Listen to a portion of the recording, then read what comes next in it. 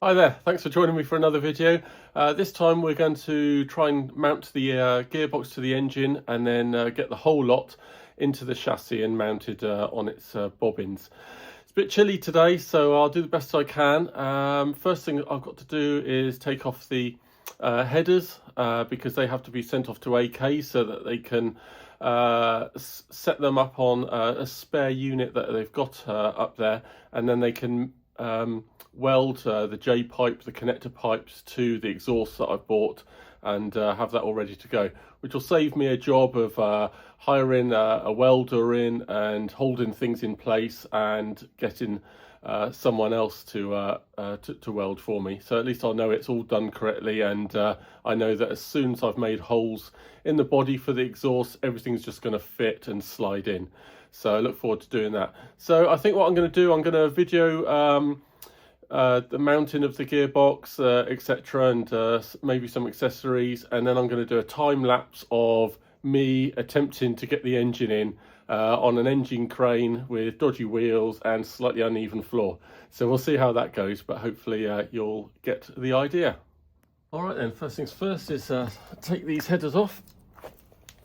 So I'll just pull out these.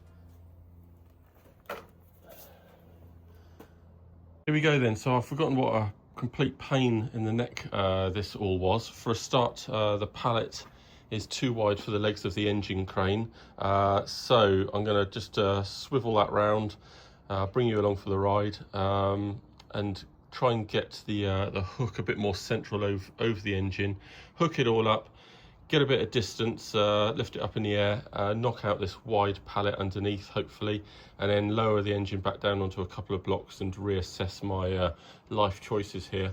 And then once it's down on a couple of blocks and we're all in a better position, then we can whack the gearbox on, and then we're going to get it hopefully all the way along the car. So that's another job in itself. So wheels off, just to give me some clearance for the engine crane. Got obviously a couple of blocks underneath, so I'm going to have to get one leg in on the other side and then swivel it around and pull it towards the front and until the other leg's clear, and then I'll be able to line it up a bit more centrally.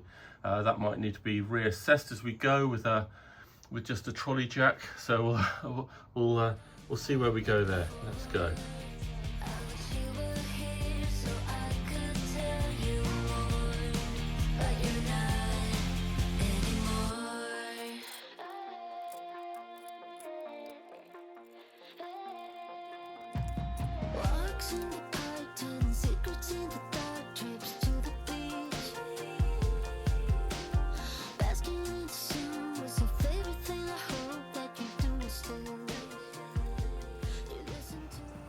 Alright then, here we go with the gearbox. It is pretty heavy, so I would advise getting someone to give you a hand. We'll see how we get on. Hopefully I'll just slot right in there. Got my bolts ready to rock and roll. These ones with the shoulder go on the left hand side because you have to fit the clutch there, but not straight away. Let's just get it in first.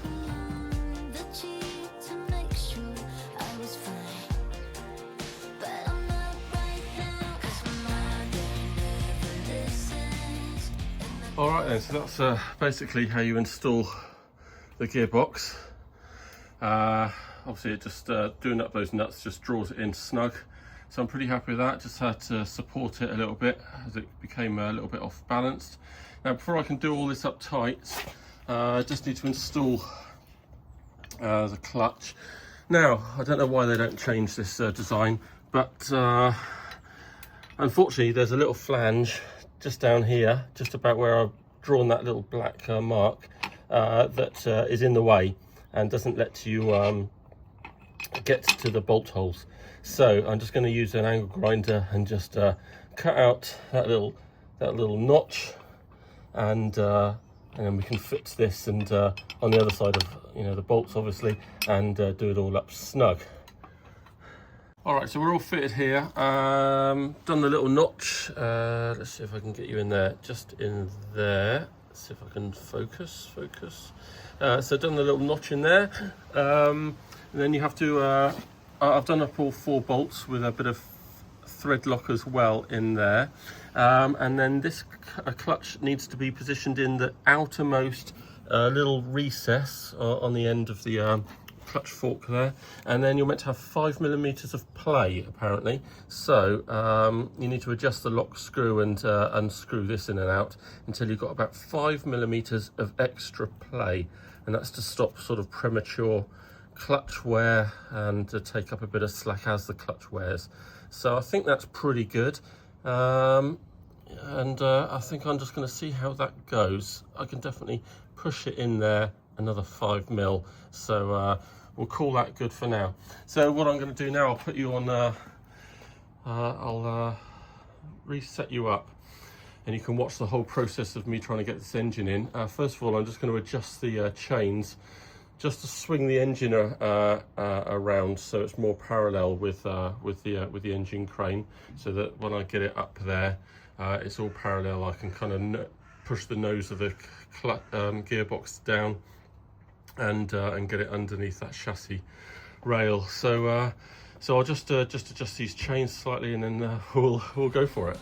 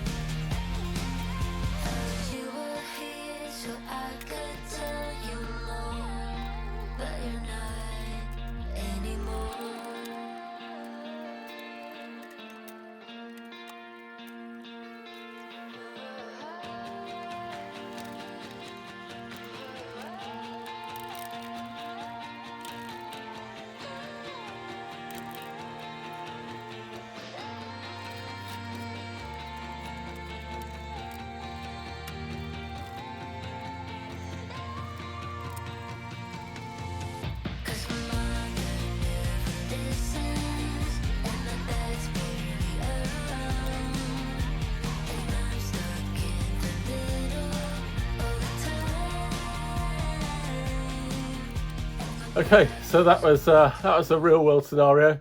Possibly a bit stupid doing it on my own, yep. But you know, not a lot of help around here. The kids are out, so yeah, it's doable. It would be better if I had a slightly smoother garage floor, or I didn't have a flat spot on the wheels of the engine hoist. But we got there. Kept it as low as long as possible, and only went up high over the back end of the diff here, and then lowered it down a little bit more, and gradually got it into place. So the big problem that I had there, I was pushing against the dipstick, against the upper chassis rail, which I haven't experienced before, not having this Gen 3 chassis. The Mark II doesn't have that top tubular rail going around it, so honestly the engine drops in so much more easily. So I didn't know I had to remove the dipstick first, just to make a bit of space. And honestly, I'm really not looking forward to installing all that and the headers and everything else. So anyway, let's have a look what we got here. So I guess the whole process, oh, what do you say? I mean, I just speeded that up, but it's got to be a solid 20 minutes, half an hour. But we're socketed home there on both sides just fine. Yeah, real lack of space. I'm wondering if I need to get these out before I screw the engine in, because I'm guessing they go round and I won't be able to, there's no space to get these out. So I'm just gonna pop it up. There we go, live and learn. So well, I might have enough space actually around here. so that's fine. I can get them all out and pop them round. So that's all good. Let's have a look around the other side, see what the score is. So yeah, that was, you know, tight garage. Hit my head on the bucket a couple of times, tripped over, all good stuff. So luckily I've got these round. Let's see if I've got enough space here. Okay, it's just enough flex there. I mean, I'm presuming I think these go around the top. They got to, right? Otherwise it'd be a hell of a kink. So that's all good. And then the dipstick, which goes from this hole up here and extends out. This top bracket screws into this hole here, which I presume it will now accept. I guess it screws in from, you know, from the underside, and that'll wow. All right, so I need to investigate that, because that's not going to go around there. Or, you know, maybe we have to put a little spacer in here and have it attached, you know, out here somewhere more. So I'll ask about that.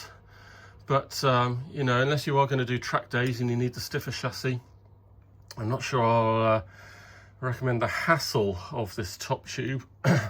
Or maybe get AK to do your factory build, so they can deal with it all. All right, so I'm just going to straighten this up a couple of mil.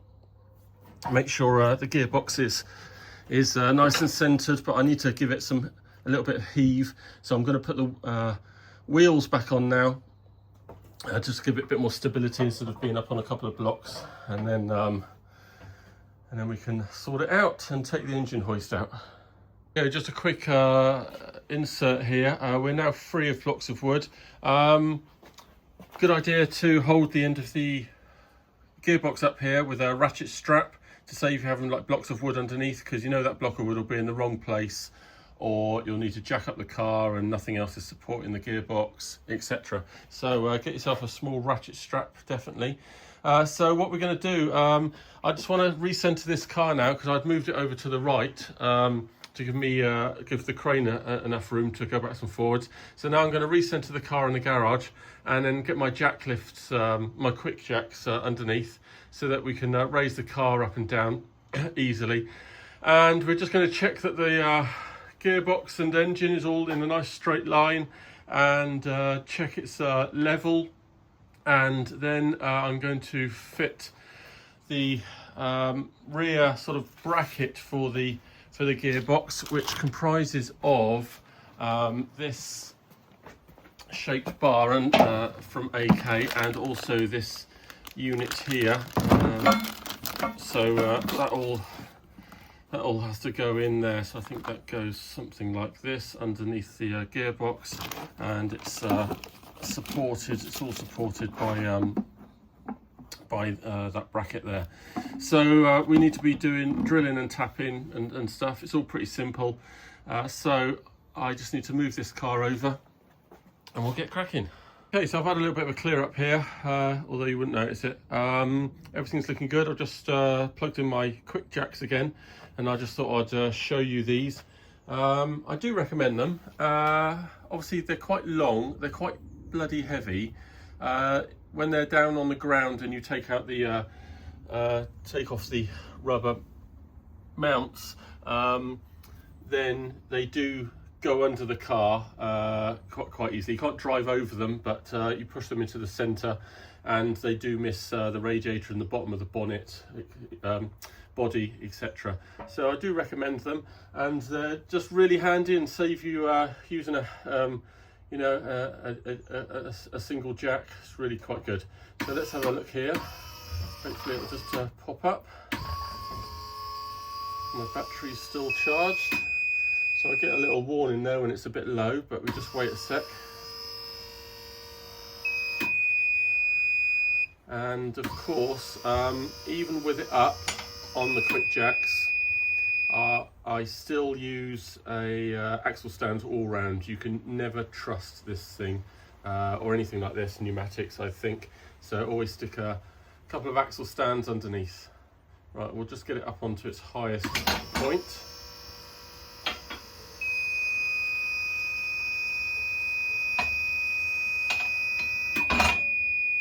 There we go. All right. And then we just drop it down so it locks itself in. Happy days. All right then, so the gearbox fixing is going to have to wait a while because this lower gearbox bracket has got different spaced holes. I think there's different variations of this bracket that comes from Tremec. So I've asked AK if they can supply one with better spaced holes. If they tell me to drill these out, then fair enough, but I want them to tell me to do that. And I'm not just going to do it because I think it will weaken it all just a touch, but maybe not. So we'll wait to see what they say, but I will just hold off drilling everything out, because although these are put into a jig, who knows, you know, these holes might be a couple of mil off on the next one. So we'll just wait for the whole thing to come back and then we'll fit that. So whilst we're waiting, I'll go back to this fuel filter. Now, as I said before, it comes with a paper filter, and you really want to get a metal one, because the flow will just be too much and it'll kind of misshapen the paper elements there. So you need, I think, a 50 micron unit. Make sure you put this the right way around, because if you put it the wrong way around, it will block the flow and you won't get any fuel through. So make sure you put it the right way round. I think it's like that. And you can see the engine in place, everything's a little bit more restricted, which is just great. Let's just center that up. Okay, and I'll just tighten that off in a second. So the next thing we're going to do is fit some accessories to the engine, which is good fun. And the first thing I think I'll do is line you up to fit the starter motor. Sorry, I did of course mean the alternator. Well, that just goes in here. It's probably the simplest thing to fit on the whole build, actually.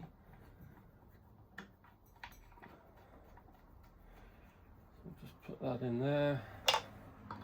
Now this has got these spacer bits at the top there that are kind of sticking out, but as you drive in the bolt, it will push these spacers in and hold this alternator rigid.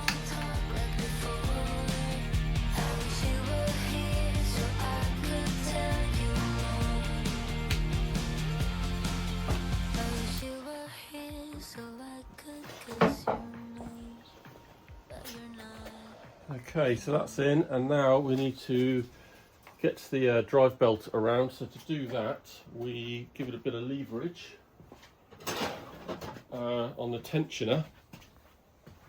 So you can just see that on the side. So all I do is put something in here that's not going to damage it, nice and rounded. And basically you push against this tensioner, and you should then get enough slack to be able to get around. What do I normally do? I'll probably take it off that one, put it around there. So all these have a flange on, except for this wheel here. So, oops. So it's often easier to get it back on. Oops. This wheel there. There we go. All on, all centered, all looking good. That's excellent. Okay, so the next thing we're going to do is a bit of an annoyance. The LS3 here comes with a sort of extender that goes from this socket up here to a nice socket, nice and out of the way, excuse the angle, just below the engine. It'd be really nice if we could use that, but apparently we can't. It's got a different end on there to the socket up here, so we've got to take off that extender. It's two 10mm bolts, and we can take that out, and then I put the bolts back in. So let me just do that. And so this is what it looks like, and you just have to get your finger in there, and you just have to flick off the top connector there. and then you're good to go. So with that off, when you come to do the wiring loom, you're now forced to put the cable up behind all this high-speed spinning wizardry, and make sure you zip lock or keep the cable well out of the way. And I think generally the path is, you know, coming back up here. I usually tuck it up in this gap up here, take up the slack so nothing can be dangling below, and you know, zip tie it or use a P-clip or something, and then get on with the rest of the run. There we go. So the top bolt is essential because it does hold that top connector in place, but I don't think the bottom one is necessary. It's just into the block, so we'll just leave that one out. Right, next up is the earth strap for the engine. Now I'm always on the lookout for nice time-saving opportunities or neater install opportunities. So I'm actually going to use that hole that we just made spare to fit the earth strap to the front there. And then I'm going to just drill and tap an 8mm into this gusset section here, which I prefer because I don't think it's sort of a you know, a real main strengthening place. So I'm going to drill a tap there. I'm going to just take off a little bit of paint to make sure that we've got a good strong earth contact, just like that. And once it's all installed, then I'll just give it a quick spray of Hammerite over the top to give it a bit of protection. But I think that's quite a neat option there. My other options previously were going up to this 10mm up here. So but this strap is a touch too long to be bending up to there. So I think this is a much better option for now anyway.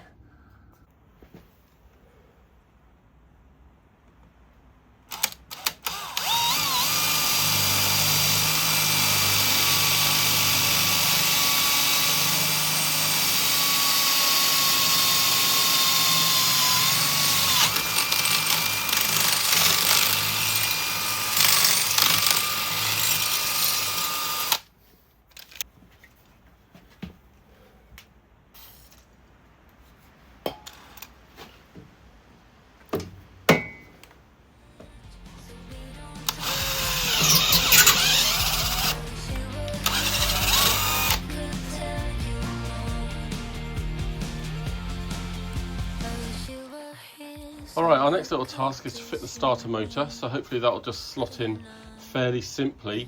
It's certainly not an easy thing to remove once everything else is installed in your wiring loom, but anyway, it should go in pretty easily. Now what I like to do first of all is to cover it with some heat reflective sticky stuff. Been using this a couple of years, can't quite remember where I got it from. I guess they're all fairly similar, but this seems to be pretty good. Hopefully it's doing its job. So I'm going to, just off camera, I'm going to be cutting off sections to neatly wrap this. I'm going to, you know, go round the whole unit. I'm going to do a section round here, and I'm just going to degrease it first with a bit of brake cleaner, spraying it onto the cloth and then white rather than spraying this. So yeah, I'm just going to protect a bit. Certainly the bit that's going to be most facing the hot manifolds and connector pipes to the exhausts and everything else.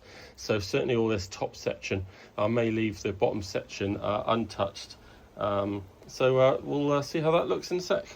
All right then, so we got this all wrapped up. So we're going to try and install it now. Now this is pretty heavy and pretty awkward. It'd be better if I was under the car, I guess. Make sure you read the instructions in case you need to use a shim. That's basically, we just got to get a couple of bolts up here, and it should be good. So I might not video all of my struggles.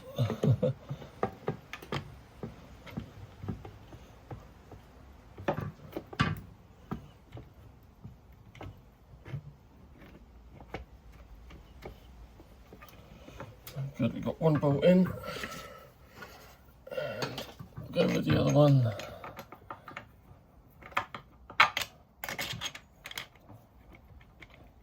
Now, interesting to know, just behind here is your most awkward connector. So I can't remember what it's for. Cam position sensor maybe. Without that, the engine or the ECU will not be able to sense whereabouts the cam is, I think. and it won't send signals, and it won't allow any starting. And it's a right pain to plug into. But and it's even worse if you need to unplug something, because obviously no access from here. You're doing everything with a couple of fingers or a long screwdriver to kind of ease it into position and then click it into position. So good luck with that. Anyway, I'm going to take my time to just do this up tight now, and we'll call that done.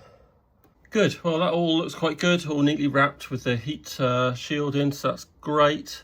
All done up tight. I will just give it a little bit more beans when I go underneath the car, when I do the gearbox bracket, just to make sure. Couldn't quite get the angle here.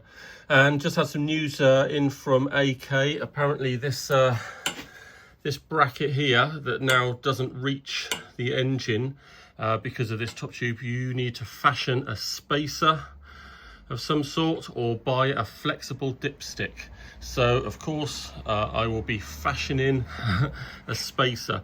I'll straighten this bracket out so it's parallel with the engine, and then we'll get a little spacer in there, no problem at all. All right, so that was a pretty successful day. I'm really pleased with how the engine went in the end, although it was quite hard work on my own. Plus we fitted a few accessories as well, so that's all good, and I hope you got a bit of insight there.